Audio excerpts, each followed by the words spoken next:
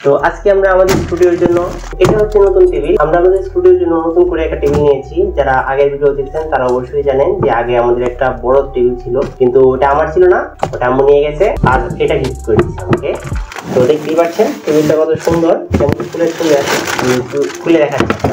তো বসে বসেই কাটা লাগবে, নইলে বিশেষ করে ক্যামেরার লুক নাই। আমার ছোট আপু ক্যামেরার লুক ছিল, এখন সে চলে গেছে ঢাকা, তাই আমার একাই করতে হচ্ছে সব।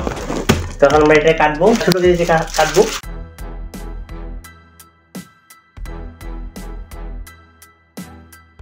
এই হচ্ছে টেবিল, এখানে ফুলের ছবি আছে। তো এই টেবিলের এই পাশে পুরোটাই অ্যালুমিনিয়ামের বডি আর বডির উপর হলো রং করা, আর 4টা স্ক্রু আছে, এখানে একটা, এদিকে একটা রয়েছে, এদিকে একটা রয়েছে। সামনের দিকে কয়েকটা ছবি আঁকা, মনে হবে কেউ ছবি এঁকে রাখছে এটার মধ্যে, এরকম মনে হবে।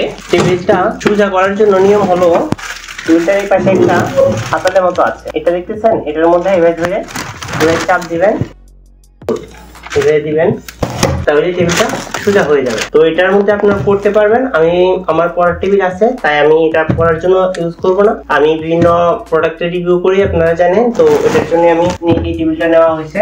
তো সাদা, যেহেতু একটু ভাসবে সুন্দর মতো। আর টেবিলটার ডিজাইন বলতে, আর টেবিলটার উপর যে রংটা ব্যবহার করা হয়েছে এটা অনেক ভালো রং, আশা করি সহজে উঠবে না। টেবিলটা হচ্ছে RFL ব্র্যান্ডের, ফিনিশিংটা অনেক সুন্দর টেবিলের। আর চারপাশে হচ্ছে আপনার এরকম দেওয়া আছে, রেক দেওয়া আছে।